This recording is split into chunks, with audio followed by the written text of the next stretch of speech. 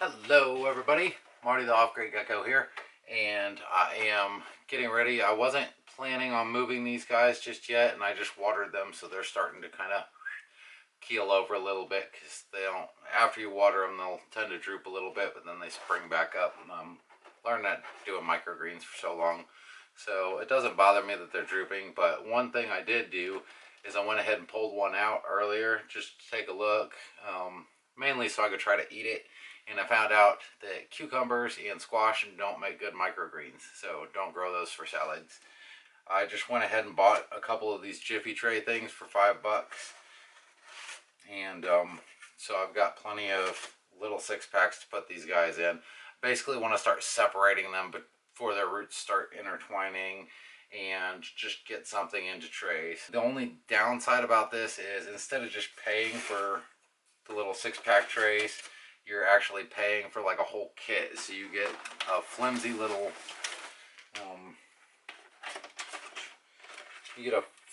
flat with it, which these aren't too bad. I've seen worse. Actually, they're quite decently thick for what they are, so I can't criticize them too much. As soon as I picked it up, I was like, oh, cheap junk, but these are actually, these might be usable, so I'm gonna go ahead and hang on to them. You know what? Heck, I may just as well go with one of them. So I've got a daisy tray here. Now the daisy tray is the same kind of tray that I used for putting these guys down. It basically just serves as a support and stiffens everything up so that this thing doesn't break when you pick it up, and you don't clip the sides off of it. And I've got my 6-packs that I'm going to put in here. But before I do, another thing that comes when you buy these little Jiffy kits, they give you these little plastic trays. Now these are supposed to go over the top like this. It's like a humidity dome is what they call it. Some people swear by these, I guess. I don't. I think they're junk, so that can go in the trash.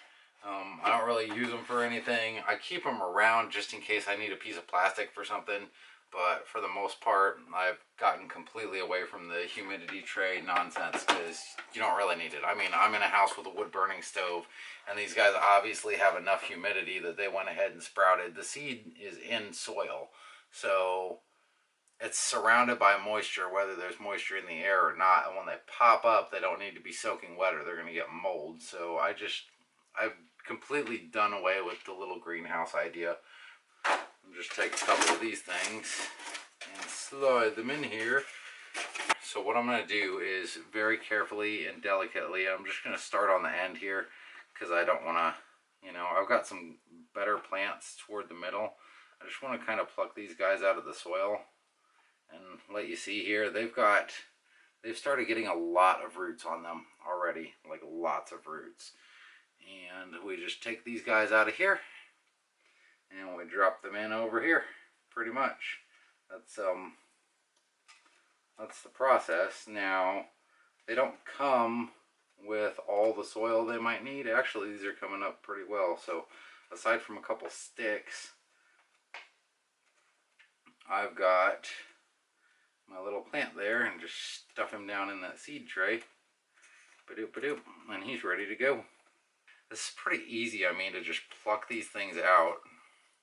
And I don't know if these are going to survive or do really well like this or not, because this is my first year kind of doing it this way. But it does make it really, really simple. You just pluck the little guys out of there, plop them in their little cell, and you've got some overspill of dirt that goes into the neighboring cells, so you got a little bottom on them once you get started, and that's it. And they're pretty much transplanted at that point to their 6-packs. And the 6-pack isn't going to give them a lot of room. I've got some roots sticking up, but whatever. 6-pack's not going to give them a ton of room, but it will make it easier to water them from the bottom. So I'm going to go ahead and make sure I get some of these guys with the big old leaves on them moved over here first, and then just basically fill these up. Now, take these little small ones out because they're not growing as good, and just set them off to the side. Grab my big monster here. Come here, monster. Oh, yeah. Come on.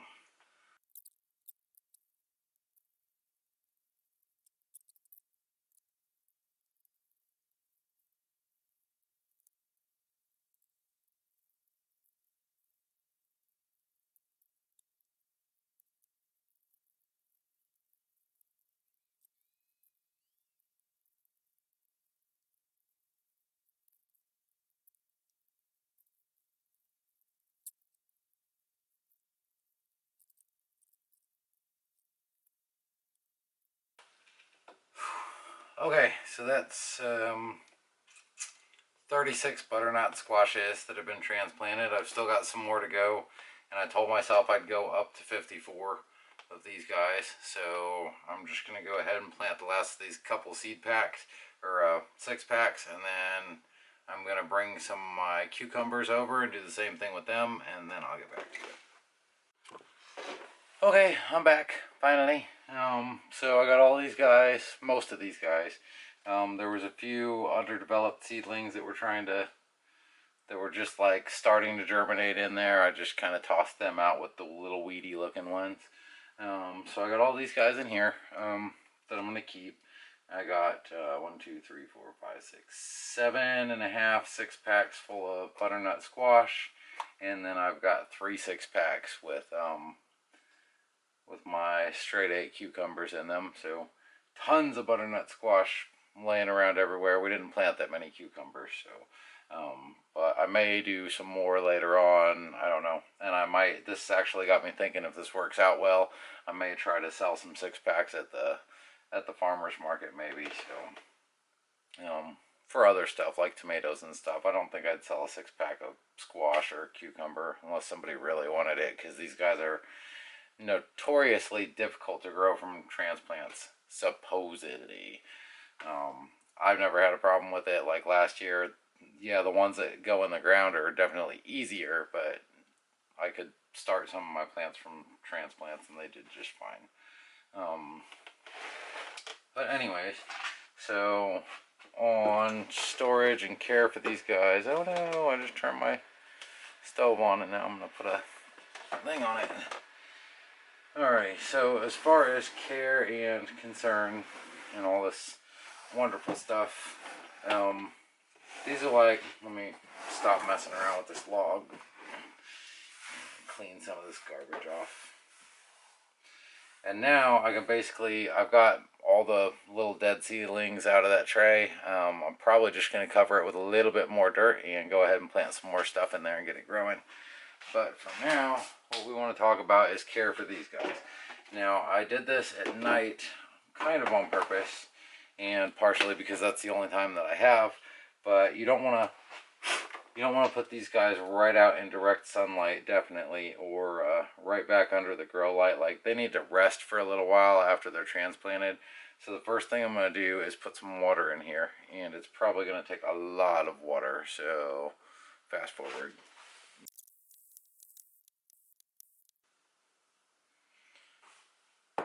Alrighty.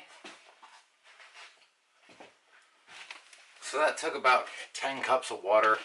So I'm going to water these guys. The grow lights are going off in a minute, and then they'll be able to sit up there on the grow light stand in the dark for the whole night before they start getting light again in the morning, so they can kind of rest a little bit, because it's just like moving to a different house or something. Like, these guys need an adjustment period, and especially if you move from, you know, a multiplex flat to like a New York apartment, then yeah, getting a little sleep probably help out. But I'll let these guys go, see how they do. I transplanted pretty much everything, and I've still got 6 weeks till the expected first frost date. So even if everything goes south and these guys all start crapping out and dying on me, like, I've still got time to get in more seeds. And that's one reason, if you're new to this, you probably should have started in January, just to get your feet wet with it. The more plants that you put in the ground, probably the more you're going to learn, unless you just keep making the same mistakes over and over and over again. The more things you're going to try. But in order for these to be bottom watered, and you notice I got to open, well, you may notice I got a open thing. I had an extra tray, so I just went ahead and cut it out and removed it. It's over here. So there's another 6-pack that I have access to. But if you leave a spot open on your tray here, it makes it much easier to water it. You just put your garden hose in there, or just do like I did with the little watering cup. Just pour it straight in there. And then when these guys are done, I'm actually going to take them out of this tray and put them in a dry tray, and then go ahead and drain this tray out, because it's just less messy that way. But yeah, let them soak up for about half an hour. They'll get all the water they need. You'll notice the top will start turning black. And like I said, these guys are pretty much already watered for the day. So I'm probably not even going to let them sit that long. And this way you don't get water on the leaves and they don't succumb to as much mildew and stuff like that. But anyways, that's today is replanting, repotting. Tomorrow or sometime in the next couple days, I will probably be doing my brassicas. With that, stay tuned by subscribing so that you can stay up on everything I'm doing out here. And I hope to see you for the next video. Till then, peace out.